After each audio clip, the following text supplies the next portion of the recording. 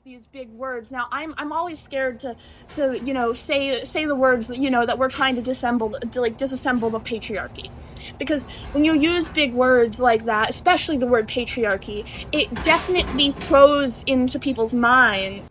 It throws into people's minds that I am a kind of what's perpetrated by the media. I feel like an angry feminist. Mm-hmm. You see those like cartoons of the girls with short blue hair, and they have shirts that say down with the patriarchy. And it's when we say down with the patriarchy, it does not mean we want men out of power. It is that the patriarchy is the idea that only men are in power. And so when we say down with the patriarchy, we don't mean we don't want men in power. It means that we also want women in power.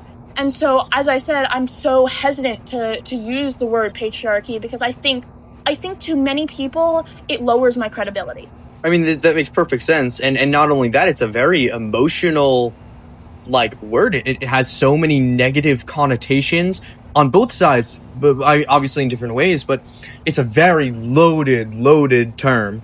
And so, what do you think? I mean, for example, do you think that increasing things like men's mental health, right? Because right now, part of the issue is I think a lot of men think in terms of cold hard logic, but the world does not run on cold hard logic. If the world ran on cold hard logic, nobody would drink champagne or go into the ocean because those things are unsafe and illogical.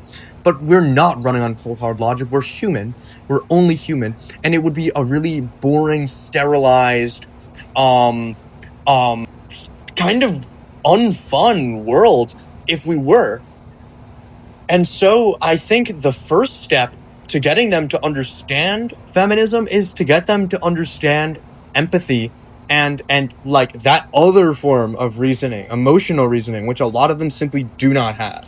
I 100% agree, and while you were saying that, I was thinking, I'm not going to sit here and be like, men don't have empathy. I don't think that's what it is, but I think that the skill of empathy is ingrained in women's brains from such a young age, especially because they see their mothers and their sisters and the women on the news. They see these women going through things, and not only do they understand that these are things they will have to go through, but they feel for their fellow women, and they understand that empathy from a very young age. And so I also do think that is also why you see a lot more women nowadays are being increasingly more and more left-leaning, and that I feel has to do with how when we think of the Democrat Party, those are much more social program based. And so I think, and I say that as someone who is surprisingly more middle ground than I think people think of me as, because I think people think of me as raging liberal. But the thing is, I completely understand the use of putting a good economy before social programs, because we wouldn't be able to put in social programs without the funds to do so.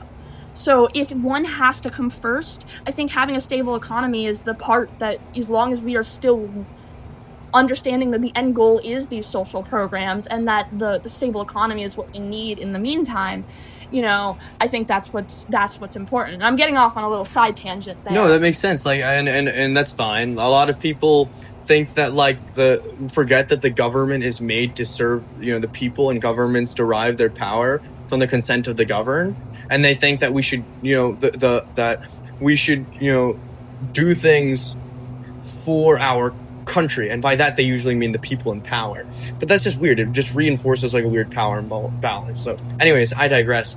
Do you think that, to your point, you said that women are getting more left, and I also think that men, from my experience, are getting more right.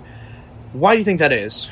I do think that has to do with, I mentioned earlier, of just kind of, I think part of it, there's some argument that part of it is biological, but I also do think that a large part of it is social when I say that women are more empathetic and not necessarily emotional, but value and evaluate the emotions of others, while men tend to focus more on logic. And that doesn't mean that men aren't emotional and women aren't logical, but I think part of it is some kind of genetic disposition, and I think part of it is also how being socialized as a woman may make you more empathetic as a person. Yeah, I mean, from my understanding, it's a deeply, deeply unnatural thing, the way that women are being socialized in our current society, and that your frontal lobe is not finished developing until you're 25. So like you can do things like reminisce and like, you know, metacognition, right? And that sort of like empathy and like more complicated tasks of cognition when you're younger, they're going to be more metabolically expensive. So like, you know, when you're 25, maybe you'll be using like half the glucose. And so, you know, to force, you know, women to like have to, you know, you at a younger age, like 8 years old, to force them to have to use these skills, like very, very complicated cognitive skills, is in my opinion not natural at all. It's deeply, deeply unnatural.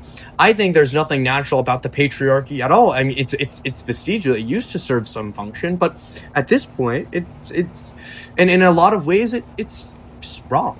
See, so for me, I think that's such an interesting point, because I think that this shows like how we can have the same conclusion, but get there by two very different ways. Because what I'm thinking, and I think that is just also so beautiful, the way that like it's so similar yet different. What I'm thinking is kind of the opposite.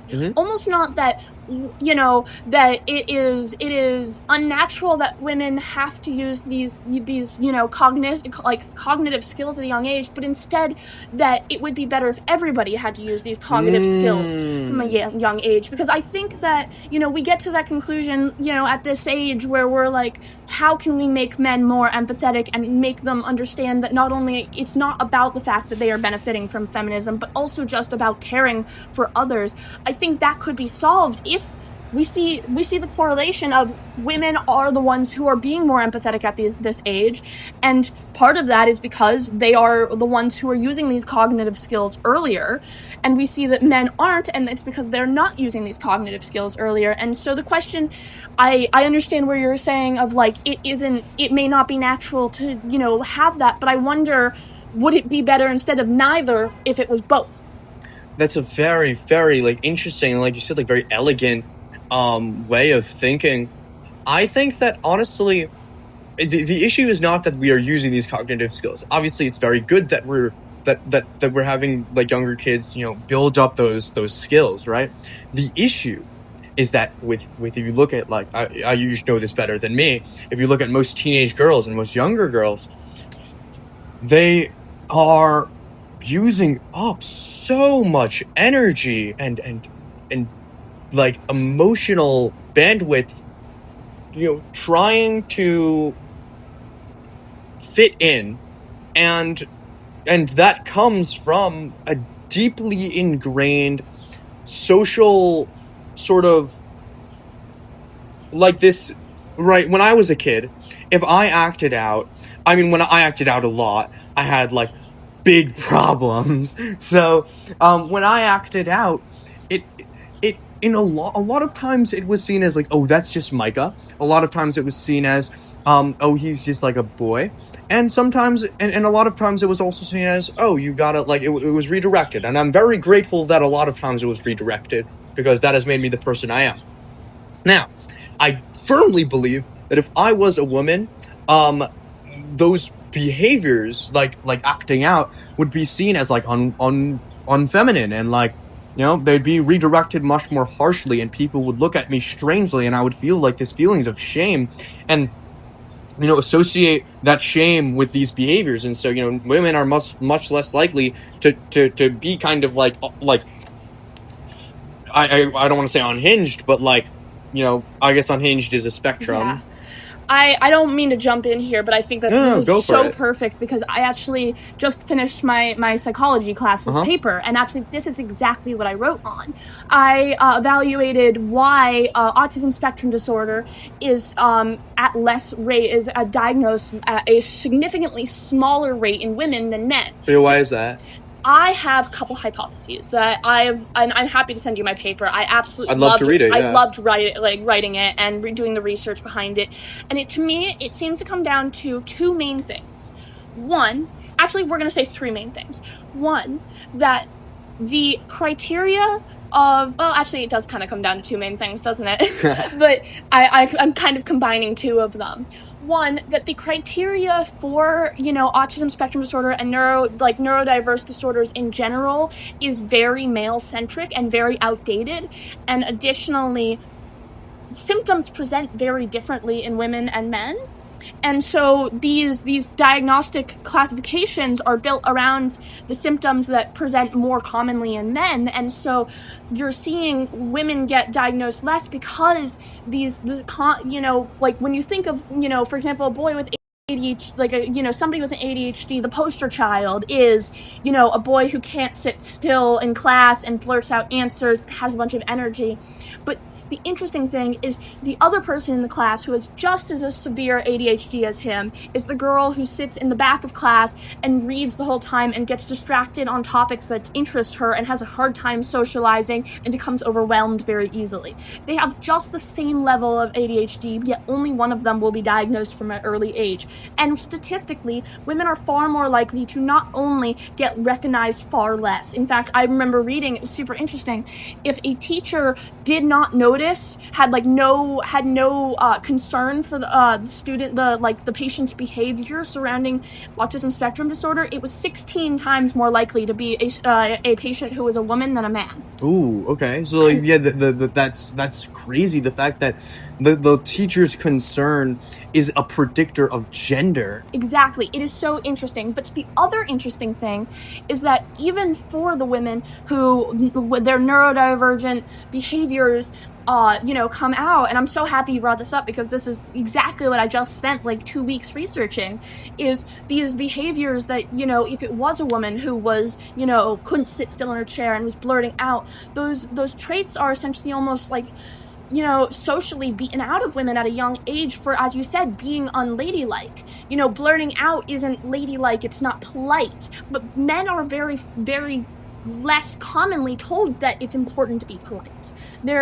Men, especially in early education, it's taught that, leadership is important and, be taking charge and being, being a go-getter and achieving those goals and being creative. While women, it's much more about being, as it all rolls back to, being empathetic and being, kind and thinking about others. And so even if those traits are present in women, which they're very commonly not because they present themselves, it presents differently in women and men, even if they are, those traits are socially beat out of them earlier. So those women go very long in life without ever getting a diagnosis.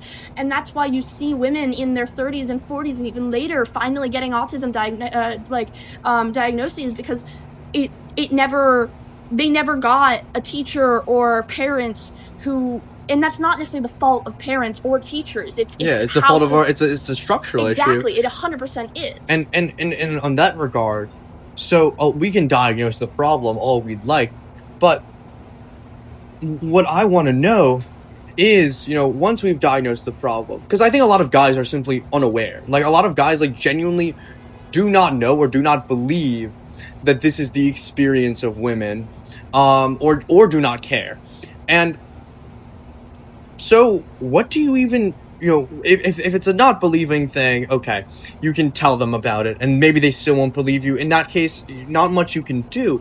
But, what I think might be the solution is do you think, and I want to hear your thoughts, do you think just funding men's mental health and putting in programs to make men more, do you think that that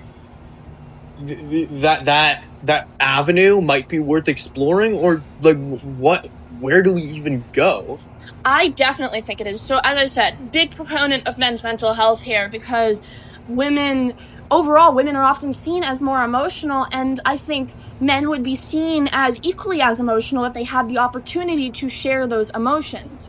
But the thing is, you say, what can we do about it? And I think one of the biggest things is having these conversations, and that's why I'm so happy that, you were so eager to let me be here and talk about this, is because it is these conversations that are so, so important. You're right, there is an aspect of the guys who simply don't believe, but I think the interesting thing is that the aspect of don't believe comes from a misunderstanding of what feminism is. Mm-hmm. Now, I truly believe that many men who don't like feminism are scared of, and it's not that they don't like it, it is because they are scared of the idea that if women came to power, they would treat men the way that men have treated women for centuries. I truly believe that that is part of the reason why some men don't like feminism. But the reality is that that's not the case. It's not that we want to put women in power and take the men out of power. That's what we were discussing earlier when it came to the patriarchy, is that it's not about removing the men from power. It's that it's adding those female voices, especially in places where women need to be, surrounding, as we said, conversations about our own bodies.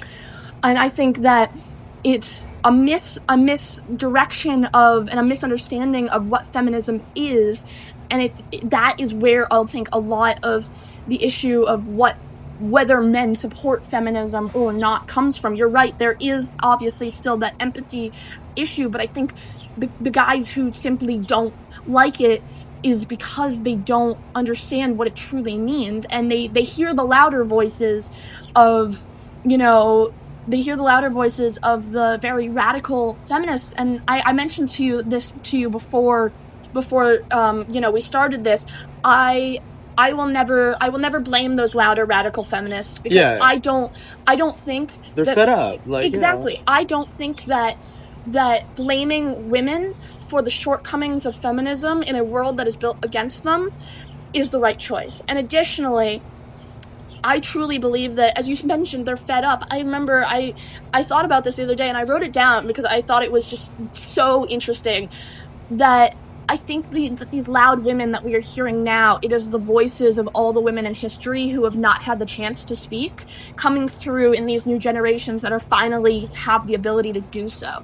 And if that comes out loud, that's going to scare people away, but I don't think that means that we need to stop being loud. I agree. I also think that when I speak to my guy friends who are not feminists, which when I tell some of my girlfriends who are feminists, that I have guy friends who aren't, they're like, why?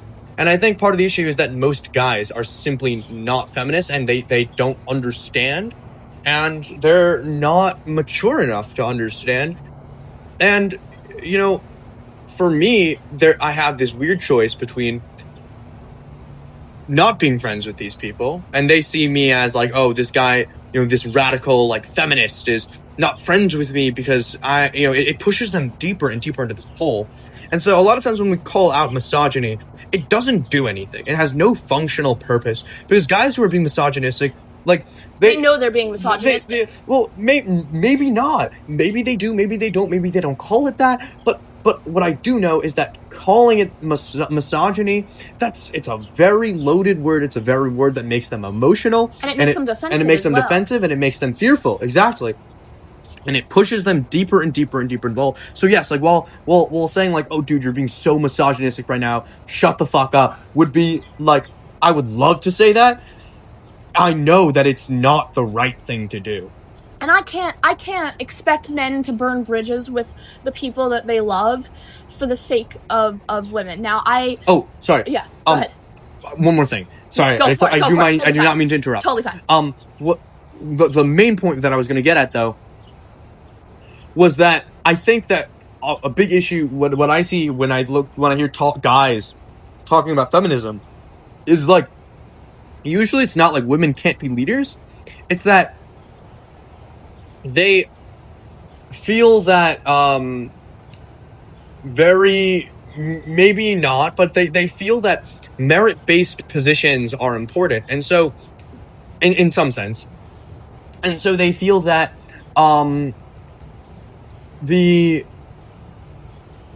having positions based on what I think they feel that what feminism does is it takes merit-based positions and it just gives them to women just because they're women, when what we should be focusing on, I think, is finding those people like Marie Curie and those voices that would be amazing proponents of STEM and science and reading and culture, but are not because they're women.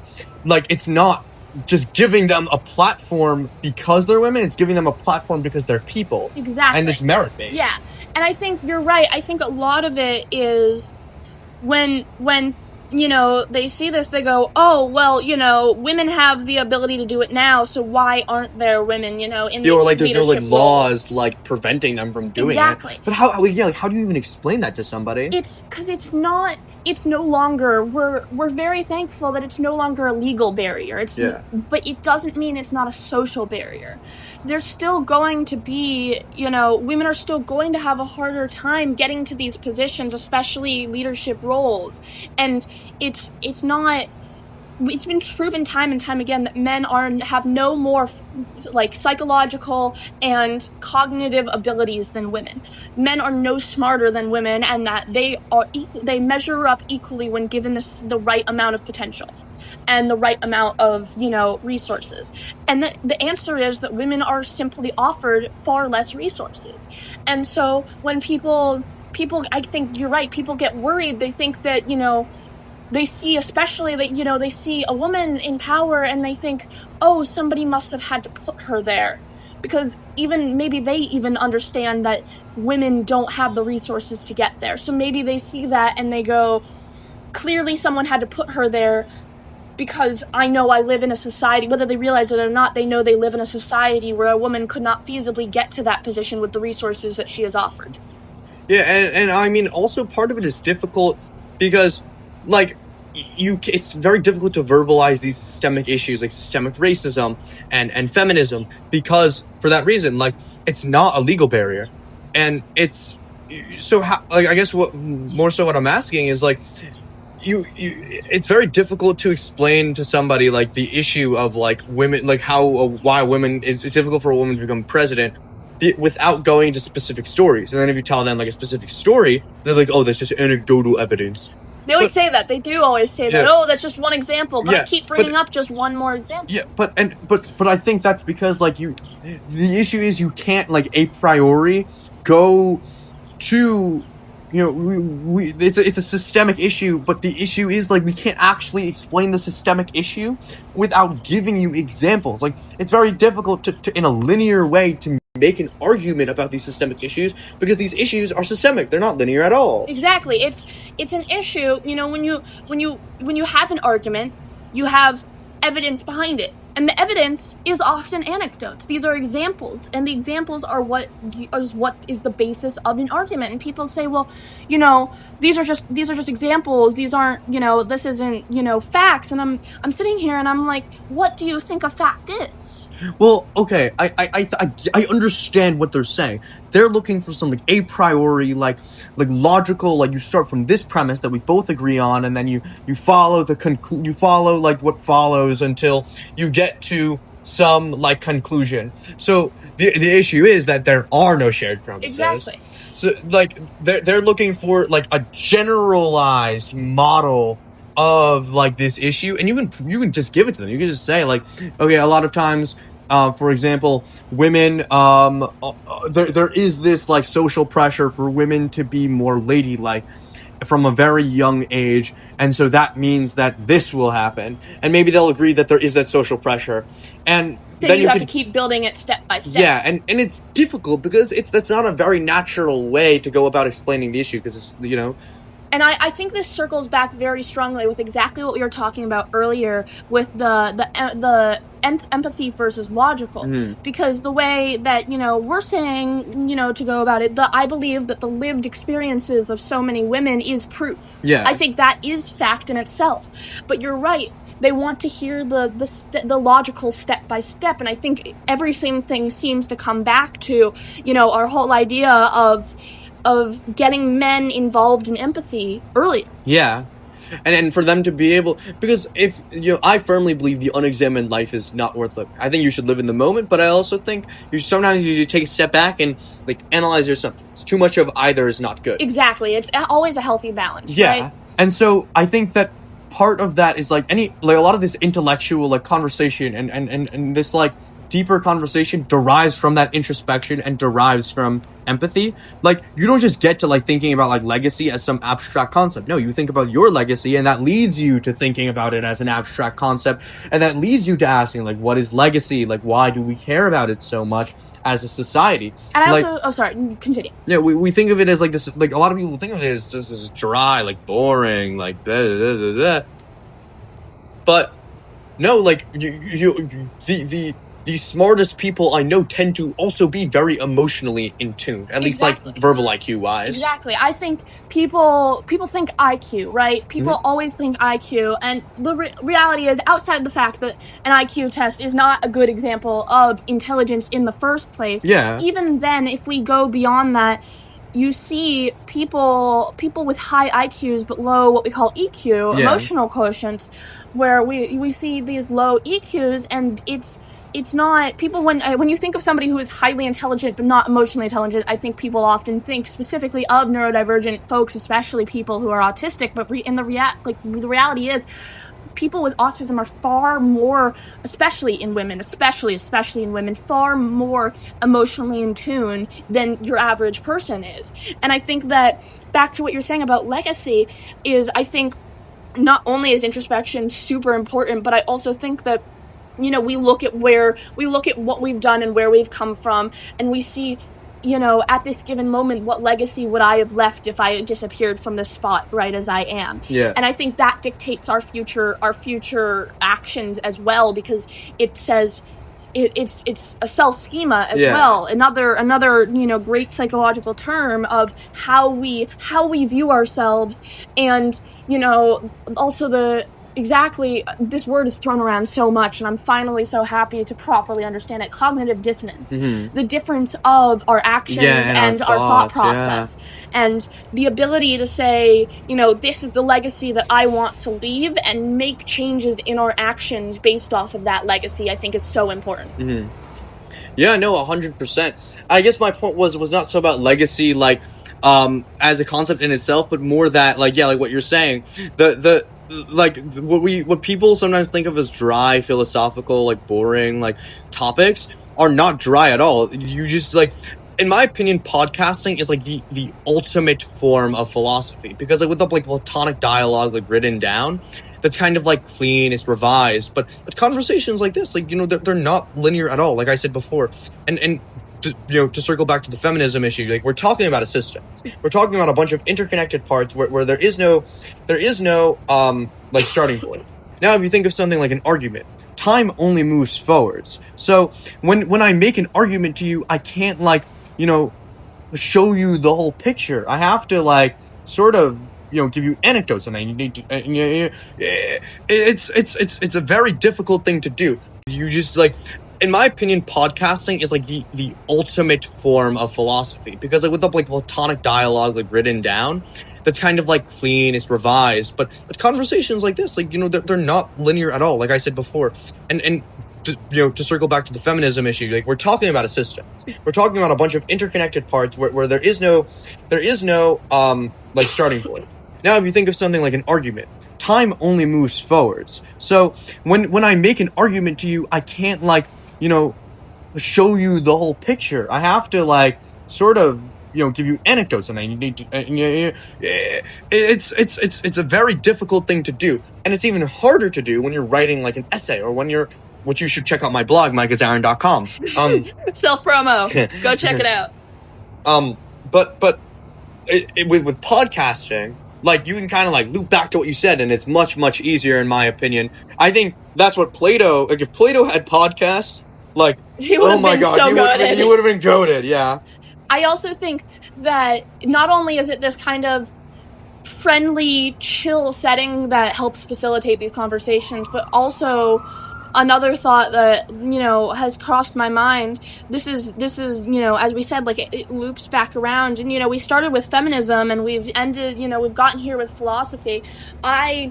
When I think philosophy, I'll be honest, I'm not one to necessarily be super into philosophy, because I think of that dry philosophy. And so I do have this question for you that's kind of, it's been in my mind for the last couple minutes. I think part of it is I feel that many areas of philosophy lack emotion, and lack that empathy. You know, you think of the you know, who am I, who are we, the philosophy area, but I think often feel that some of it overlooks the human experience of emotion. And so my question for you is, do you feel that philosophy is emotional, or do you think that it should be?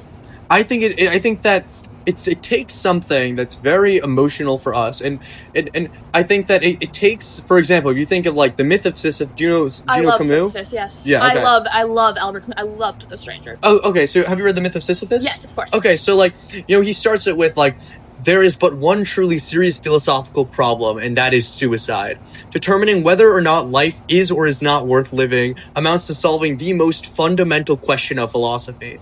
All the rest, whether the... Yeah, okay, my bad, I just was flexing. Honestly, that is so interesting, and, like, I love that you're so passionate about it. Thank you. Sorry, I just had to, like, I had to flex there, with the fact that I had that memorized. But, like, I guess his point is that, like, if life is meaningless, then what do you do? Like, and if it is, should you kill yourself? Like, genuinely, and there's a lot of emotion in that question. It's a very loaded, deeply emotional question.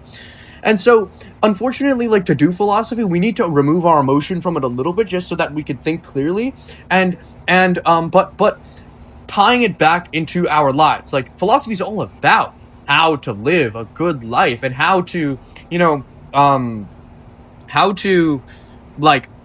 what to do in certain situations, and, what is... How we know what we know. How we know what we know, exactly. So if you think of something like epistemology... I love epistemology. Epistemology, sorry. If you think of something like epistemology, like, that isn't, to me, a very, that's more of just, like, intellectually driven, and ontology, too. But versus something like virtue, ethics, and that sort of thing, that is more driven by introspection, although I do firmly believe you can get to epistemology and ontology and metaphysics from this, like, introspection. Like, there's this meme, the meme that's like, everyone says Plato is so smart, but, like, I would have figured all that out if I was, like, the 20th person ever. Yeah. That's so real. Yeah, like, so... Plato, I'm sure, like, thought, he and Socrates too, like, they introspected, they thought about their lives, and that's how they came to, like, that, like, a lot of times people come to me and they ask me for advice, like, on, like, their relationships, on their, like, life. For some reason, I don't really know why. Yeah, I was gonna say, why on earth? This is so fabulous, you are such an amazing person, but I do not know why anyone in the right mind would come to you for relationship advice. Yeah. I don't know why anyone would think of that. So, like, yeah, I don't know. I think maybe some of it has to do with, I think a lot about, like, my emotions, and so they think that I know how to talk to people, which I don't. I'm just kind of myself, and if people like me, then... But like, also, there are no hard and fast rules to human connection, so... Exactly. Like, people, like, that's what I tell people, like, think about it. Like, you seriously, you are an intelligent person, you're, like, what you should do first, before you ask me, is seriously, like, think about this by yourself and interrogate, like, and then I talk to them a little bit about, I'll have a conversation with them first, and I'll be like, see how we're like, kind of interrogating, like, this belief, or see how we're interrogating, like, this assumption that we're making. I think that philosophy helps build good relationships. It helps, like, determine, like, whether or not I'm, this relationship is good for me, or whether or not, like, the ontology of self, I think, actually. I said ontology is not an emotional discipline, but I take that back now. The ontology of self, like, who are you?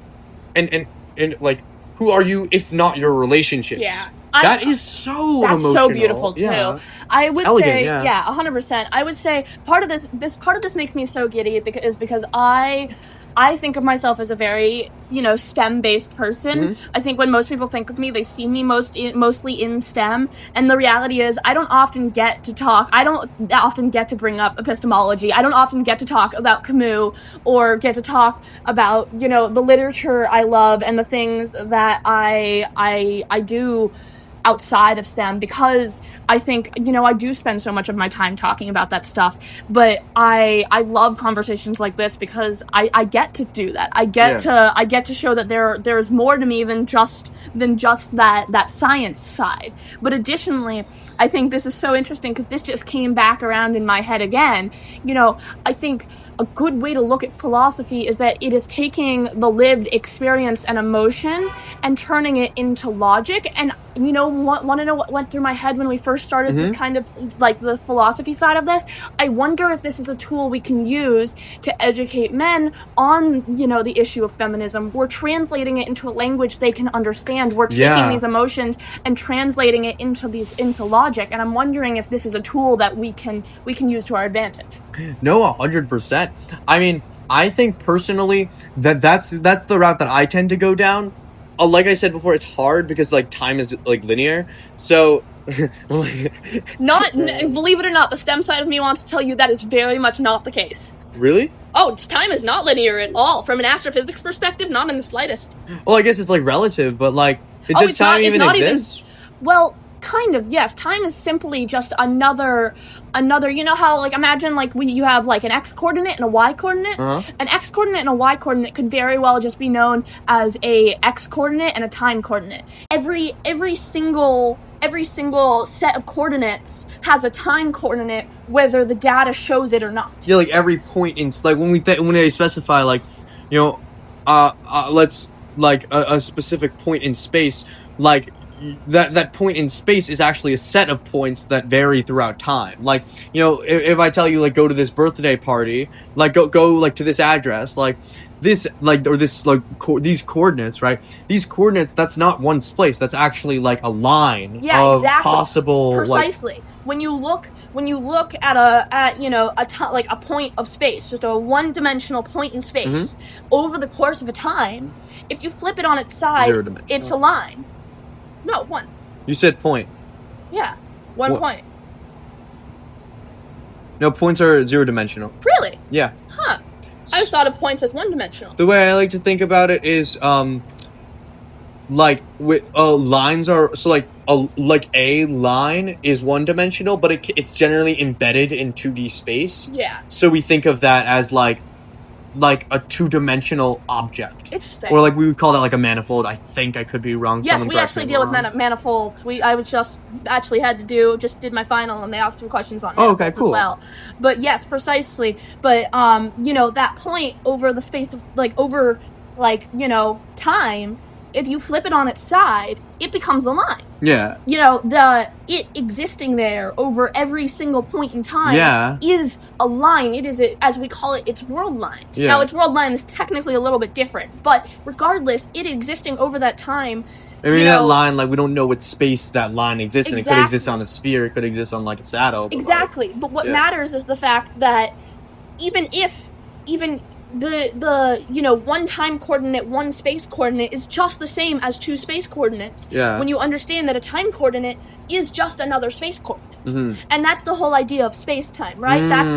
It's blending the two. Minkowski, I just did an entire rant to my dad about this on the phone after my final, about just trying to explain how curved space-time geometry is a real thing. Yeah, like, because it blew my mind. People like, we so often think of like Euclidean geometry, which is like geometry on like a flat surface, right? Like, people think that, oh, two parallel lines will never cross. But then you think of, like, geometry on a sphere, like, yes, they will. Like, they'll always cross at the North Pole. Exactly. Like, that's the thing, is people say, oh, a triangle, this was one of my favorite examples. Yeah, the 180 degrees, yes, a triangle has 180 degrees, but when you put a triangle on a sphere, you get more than 180 degrees. Yeah, and that is personally why I think, so, like, in math, I'm a pure math guy, so, like, I don't know a lot of applications, honestly, but I know, like a lot of like pure math. And so in pure math, like, we tend to deal with, like, we have these selves, the number two as an object. Exactly. And so we can ask, okay, what makes a set the natural numbers, right? Because, for example, the Roman numerals, they behave the same way as 0, 1, 2, 3, 4, 5, 6, 7, 8, but they're just different symbols. So what, like, structure, what, like, rules does a set need to satisfy for it to be called the natural number? And there's 5. Yeah. Oh, interesting. Yeah. Specifically, I'm so happy you specifically used the word set, because this is exactly what's running through my mind. There is a game that I absolutely love called Set. And you can search it up online as Set with Friends. And it is one of my favorite games, and basically it's all about figuring out either what is all the same or what is all different about a certain thing. And so I know this game. Yeah, I used to play this game. Yeah, I love that, where you have the squiggles, the circles, and the diamonds. Yes. Oh my god, I could play that for hours on end. But the thing is, one of the things that when you mention the number 2, you look at 2 of anything. You look at 2 apples, 2 golf balls, and 2 puppies. And the one thing that you can say is in common with all 3 of them is that each of them have 2, and that proves that 2 is in fact an entity in itself, because we are able to say that that is a singular thing. The existence of 2 things together is enough for us to shape the idea that it is its own entity. And I think that is so cool. And I admire how into math you are, because I pretend like I don't like math, because math frustrates me. And I think, honestly, it frustrates me too. Exactly. But I think that there's what I mean. Exactly. I think it's so beautiful though too. And like if I had the kind of passion for math that you did, I would go into it for the rest of my life, because it is so beautiful and so fun to talk about. I want to get into math for the rest of my life, but I also don't want to be poor. Yeah, and you also I want to be like a math professor. That is so understanding. You could try and, the issue is, my thought with math is how much more research is there to do with math. There's a lot. Exactly. There's so much that you don't know about. Yeah, the more math I learn, the more I realize, like right now I'm learning a field of math called measure theory, which is all about, can you take a subset of the real line? Yeah. Can you take a subset? Is there a function, right, where you input a subset of the real line, for example, like 0, 1, and it'll tell you how long that subset of the real line is. So for example, like when you plug in the interval, all the numbers between 0 and 1, right? That interval, that you plug it into that function, you'll output 1. If you plug in 0, 1 and also 2, 3, like union, you'll get 1 plus, you'll get 2, right? And it turns out that no function exists. Because there's always going to be sets that can't be measured. And they're called Vitali sets. And because it, basically you say, okay, is there a function that satisfies these 4 rules? If you input an interval, you get the length of the interval. If you input disjoint intervals, so intervals that have nothing in common, you just add up the sizes of each of them, and it turns into a sum. And also, if I take 0, 1, and I shift all the points over by a certain amount, it'll have the same measure. And that last one, translation invariance, the fact that if I have an interval and I shift it over, right, it'll have the same length. That's where everything breaks down. Yeah. And I have two comments on that. First of all, you know what just came into my mind? And I want to know if this is a branch of mathematics that exists. If I wanted to know what every number between 0 and 1 added together is, what number would it be? So, is it infinity? No. It's yes. It diverges. So it turns out that this is measure theory adjacent. So it turns out that there's 2 types of infinitely many types of infinity. Yeah. You know this? Yeah, it makes sense. When I think about it, when you try and quantify infinity, you can't, there's infinity minus 1 it's not a real number there. So you have to see difference. There's a difference between infinity in the way of a graph goes up to infinity, and infinity in the way of what I just said, where exactly. Infinity, in terms of a limit, right? That we call a member of the extended real numbers. Infinity in terms of a size of a set, that is called the cardinality, right, of a set. And so there are different sizes of infinity. For example, do you think there are more even numbers or natural numbers? When we say natural numbers, that is 0, 1, 2, 3. Those are whole numbers, yes. I would imagine natural numbers. So no, they have the same size. Interesting. So would you agree, if I could pair two, let's say I have 2 sets, 2 collections of things. If I could pair them up in a 1-to-1 correspondence, for example, let's say my ID and I'm just gonna imagine there's 3 dogs, right? And there's 3 cats. They have the same size because I could pair each dog with a cat in this 1-to-1 correspondence. If I have 3 dogs and 2 cats, I would have to map 1 dog, 1 cat would have to be mapped on twice. Yes. Right? So those sets don't have the same size. So, in other words, if I could show this 1-to-1 correspondence between the naturals and the evens perfectly, then they have the same size. And there's an easy one-to-one correspondence. How, Pair though? each number with its double, and pair each even number with its half. You pair 0 with 0, 1 with 2. Because anything that's doubled is going to be an even number. Yes, an even number, and that's so elegant. That is so interesting. Yeah, and so they have the same size. Interesting. But that is so crazy. That just blew my mind. That is so insanely interesting. I'm going to be thinking about this for the next, month now. But oh my do you want God. me to blow your mind a little bit Yes. more? Okay, so there are more numbers then between 0 and 1 than there are natural numbers. That makes sense. That makes sense to me because, you break it down, you have 0.1, 0.2, 0.3, but then you also have 0.01, 0.012. And the argument is, by the way, is that every real number, and I get what you're saying there. That's a good intuition. But if you want to make it more formal with this one-to-one mapping type thing, take all the numbers between 0 and 1. Let's say I generate them in a list. Because technically, if you're listing something, you're pairing it up with natural numbers. You're pairing the first element with 0, second with 1. So if we can list it, then it has the same in an infinite list. Then it should have the same size of the natural numbers, right? Yeah. So generate a bunch of these numbers between 0 and 1. Let's say 0.789532, 0.76666321, etc., etc., etc. Now take the first number on the list, the one that pairs with 1, or the one that pairs with 0. Yeah. Change the first digit of this number. So let's say it was 0.12. Now let's say it's 0.2. We're making a new number now. Yeah. Take the second number on the list. Let's say it's and change the second digit of the second number. So now we have a new number whose first digit differs from the first number and whose second digit differs from the second number. So this new number is different than the first number and the second number.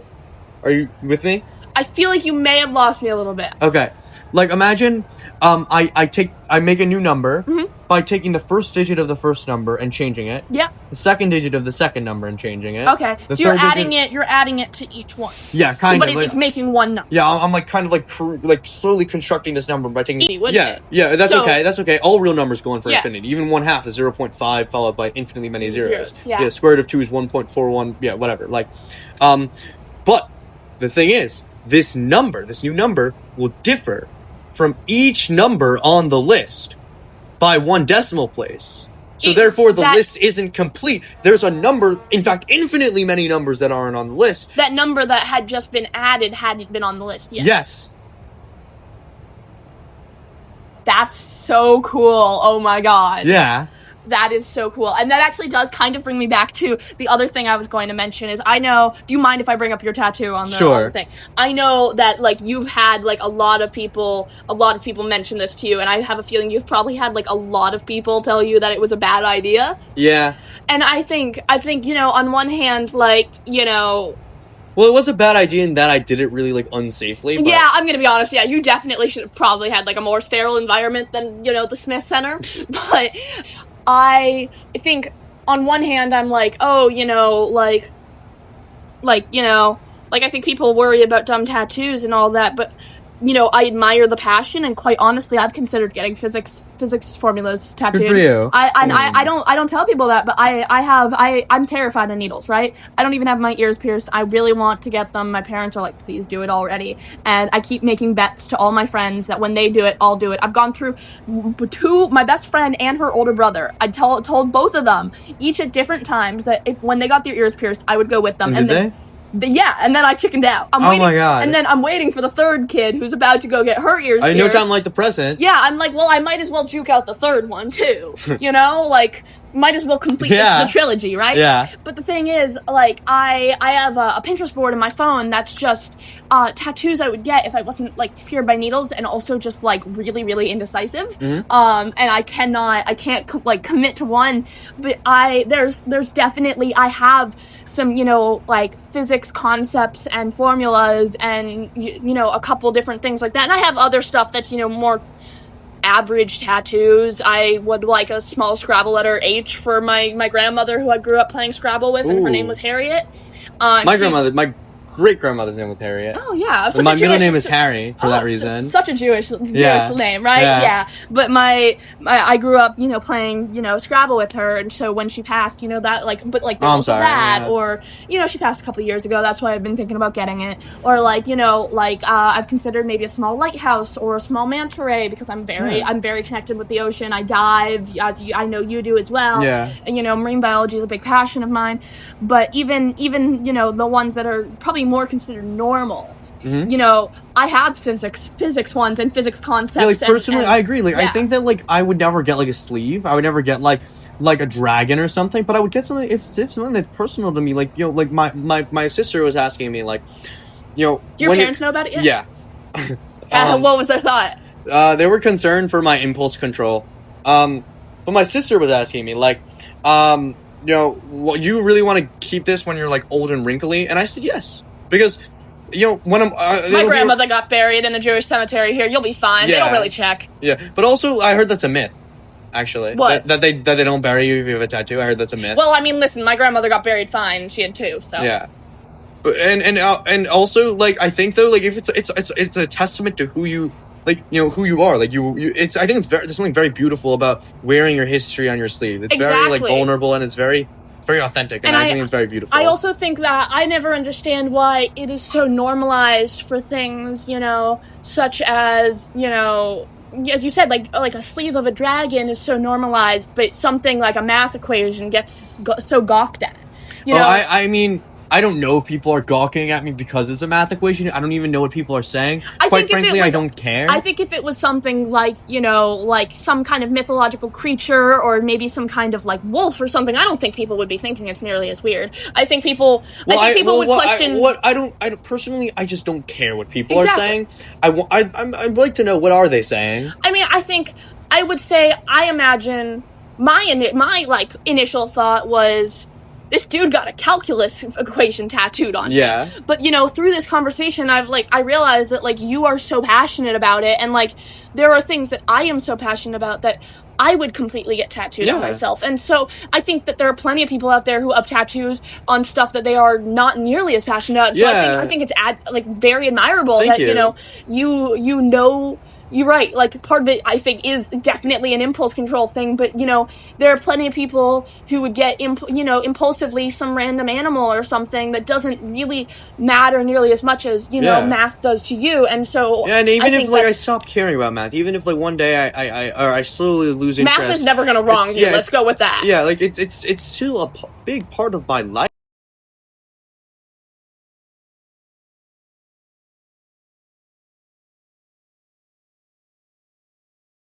And who I am, and I'm sure physics like is the same for you, and because like even if you, let's say, like lose your interest in physics, even if you lose your interest in the humanities or STEM or just like these sorts of, like, which I don't think you will, like, I have no clue where my life will take me, right? Yeah, like none of us do, and with like AI and everything, like I don't even know if I have a job guaranteed.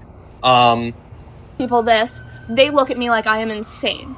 One of the tattoos that I've considered getting would be Minecraft related. Oh, that's so... Cause you played Minecraft when you were a kid, or It is not just that. I grew up elementary school. I had no friends. I went to a small private school with 50 kids in the grade, and I had... This is literally my experience as well with Minecraft. I had, like, no friends, and so, like, Minecraft YouTubers were, like, what I grew up on. Same, I met the best friend, love of my life. Her name's Ruth. She is so near and dear to me. I could talk about her forever. And I met her... An online friend, or...? No, in person. Oh, wow. I met her through... we had taken swim classes together and then ended up on the same swim team, and it was because I overheard her talking about Minecraft ocelots. And additionally, through COVID, we weren't able to see each other very much. And, we'd spend... I'm gonna be honest, we'd spend like 4 hours a day on the phone with each other playing Minecraft together. And I don't think our friendship would have made it through. I don't think I would have been nearly as creative as I am. I don't think I would have, developed the way I was through elementary school without it. And so there's small things, I'm not going to go and get some, like a creeper, but, there's people who do that, and good for them. But there's the Minecraft end poem. I cry every time I read that. I burst into tears when I read that, and I made my parents read it. I make anyone who is not, if you are listening to this and you have not listened and pulled up, read through the end credits, like poem that they read at the end, when you defeat the Ender Dragon. I've actually only defeated the Ender Dragon, legitimately, twice. Oh, I think I've probably done it once. Oh, yeah. But even then, it's so beautiful, and if you had published that somewhere, no one on any planet would ever think that it came from a video game. Yeah. And one of the most common big lines is, "And the universe said I love you because you are love," and I would get that tattooed on me. I genuinely would. Oh my god! Everything about it is so deep. I told my parents I wouldn't get another tattoo. Which, I actually didn't say that. I said I wouldn't get a tattoo, in this, dangerous way. Yeah. And I would consult them the next time I considered, doing something like this. Which is true. Mom, if you're listening to this, I love you very much.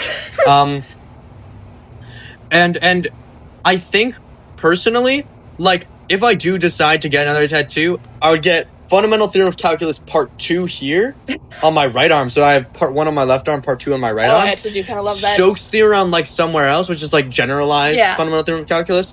And then I would also get I might consider doing that. I would get and the universe. Yeah, that is because Minecraft for me, it was such a fundamental part of my childhood as well. And I think, people think about it and they're like, well, you might regret it when you're older, and I don't care what happens to the game. I don't care if the creators turned out to be terrible people. I don't care. Well, we know, Nosh is a transphobe. Yeah, he is a terrible person, but regardless of that, I have so much of who I am. This is so weird to say to people, and I'm so proud. I'm so happy that you are not judgmental about this and you understand this. I owe so much of who I am to Minecraft, which is such an insane sentence. Yeah. But I owe so much of who I am. Yeah. I mean, good for you. It was so much of my development. Yeah, 100%. Anything that happens, anything that's a big part of your development will no doubt shape who you are. Will shape who you are. Especially when you're at that young age, that critical period. What I am curious though is for you, do you find that most people that you are around will judge you? Because you said I'm glad that you won't judge me on this, which I won't. Yeah.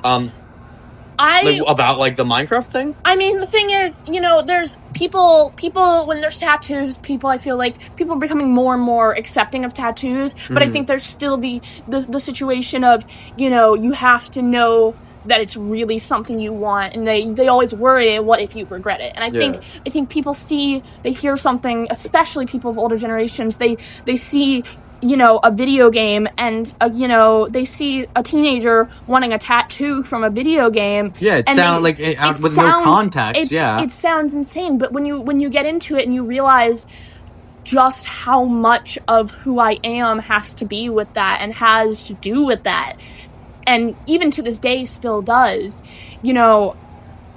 it doesn't sound as crazy. Yeah. And, if I outright just say, hey, yeah, I want to get a Minecraft tattoo, it sounds weird. But when you sit down and explain, it's just, the thing is, a lot of people aren't willing to sit down and listen to the explanation. Yeah, it's really sad. It's really sad. And it's sad that people don't like having conversations like these. It's sad.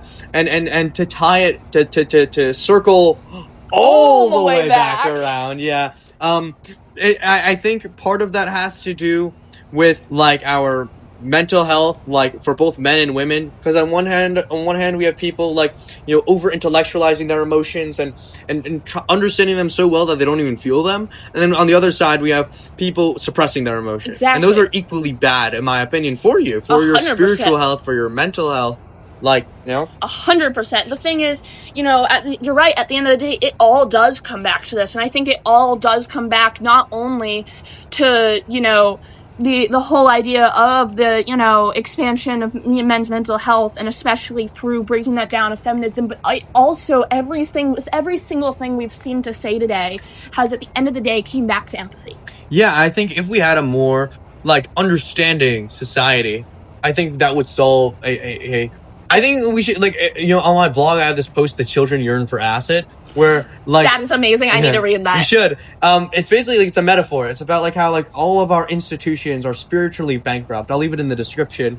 I want to read that, actually. That's not even like go watch it. Like, with a title like that, I can't not read it. I appreciate that. But, like, we're so, like, spiritually, like, everybody is so burnt out and apathetic. And I think that is one of the biggest problems of our society, apathy. Oh, 100%. I have a paper that I started writing a while ago that I think you would love to read. I will. It is about the difference of good literature and great literature. And it's basically, I remember the opening line is something like, good literature is soothing and, it's soothing and it calms the mind, and great literature, I believe the exact words I wrote was, great literature is like a bat to the head. Yeah. And that is the difference. Yeah. And I think at the end, I think that totally sounds like it kind of like takes it takes you apart. Exactly.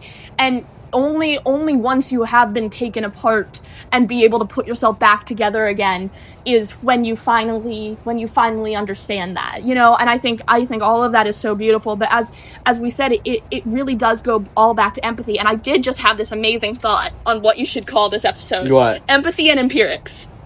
Ooh, that's because good. We've talked about empathy and we've talked about math and we've talked about the statistics of all of it. I think that's just such a cool name. Okay, let's do it. I think that's so amazing. Empathy and empirics. I love it. There we go. I had to mention that. Okay. This has been a wonderful conversation. It has as well. I really hope, I know you're in Long Island, I'm in Kansas, but I hope that, if you decide you want another episode, I'm happy to, do a long distance call and be back on the... That sounds amazing. This is amazing. And hopefully I have not one day had a when this podcast is like, hopefully one day it's like a big thing. Yes, and you'll be back on. Oh, absolutely. I have not had a conversation this great in a very long time. Yeah. It is absolutely amazing. We Thank just you. fist bumped. Yes, we did just fist bump. Hold on, we have to do a sound effect again. Boom. This has been amazing. Thank you so much for having me. No, of course. Thanks for being on the podcast. Of course. This has been Elite Ball Knowledge.